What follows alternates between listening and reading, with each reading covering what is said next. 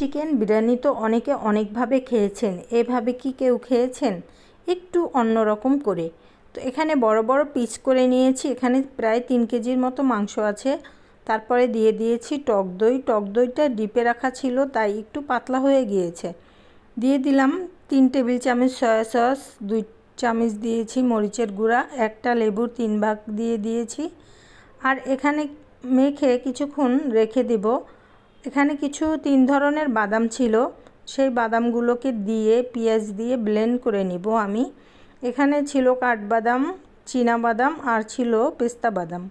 এখানে আমি তেলে কিছু পেঁয়াজ বেরেস্তা করে নিচ্ছি। অপর চুলায় আমি সেই ম্যারিনেট করা মাংসটাকে ভেজে নিচ্ছি। মাংসটা প্রায় 2 ঘন্টার মতো ম্যারিনেট করে রেখে দিয়েছিলাম। আপনাদের হাতে সময় কম থাকলে 1 ঘন্টা বা 30 মিনিট রাখলেও হবে। মাংসগুলো আমার ভাজা হয়ে গেলে একটা পাতিলে তেল দিয়ে ফোড়নে দিয়ে দিলাম একটু জয়ত্রী আর শাহি জিরা। দিয়ে আমি দিয়ে দিলাম সেই ব্লেন্ড করা মশলা আর আদা রসুন পেস্ট। আর ম্যারিনেশন করা সেই মশলাটুকু দিয়ে একটু ব্লেন্ডার ধুয়ে পানি দিয়ে দিয়েছি। আর কিছু পেঁয়াজ দিয়ে দিব, বেরেস্তা করে রাখা সেই পেঁয়াজ। আর বাকি পেঁয়াজগুলো আমি রেখে দিয়েছি।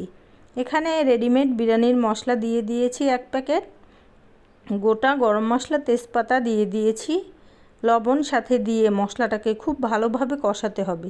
এইদিকে ছেলে আবদার করেছে একটু আলু দেওয়ার জন্য, তাই অপর চুলায় আলুটাকে ভেজে আর একটু তেল অ্যাড করে দিয়েছি। কারণ প্রথমে তেলটা কম দিয়েছি, কারণ আমি ভাজা তেলটা দিব বলে। তো মশলা কষানো কিছুক্ষণ হয়ে গেলে দিয়ে দিলাম কেওড়া আর কাঁচামরিচ। এখন একটু জাল দেওয়া দুধ দিয়ে দিয়েছি, এখানে গরুর দুধ। আপনারা গুঁড়া দুধ থাকলে দিলেও হবে, আমার কাছে গুঁড়া দুধ ছিল না, তাই আমি গরুর দুধ দিয়ে রান্নাটা করে নিয়েছি। মশলাটা কষাতে কষাতে যখন তেল ছেড়ে দেবে তখন মাংসগুলো দিয়ে রান্না করে নিব।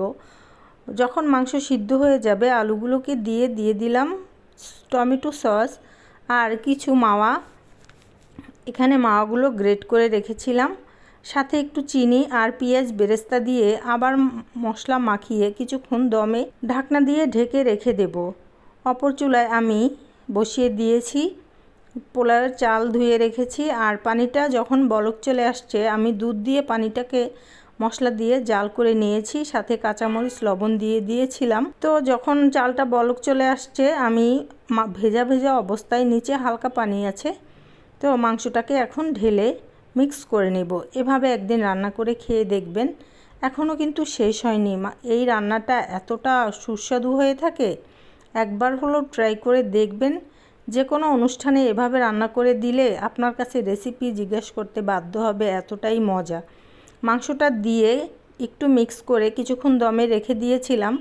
নামানোর আগে দিয়ে দিলাম 4 টেবিল চামচ ঘি, কিছু কিশমিশ আর উপর দিয়ে একটু মাওয়া, আর দিয়ে দিয়েছি পেঁয়াজ বেরেস্তা দিয়ে আবার কিছুক্ষণ দমে রেখে দিয়েছিলাম। এখন সুন্দর করে বেড়ে আমি গরম গরম সার্ভ করে নিব। সবাই ভালো থাকবেন, আমার পাশে থাকবেন। আল্লাহ হাফেজ।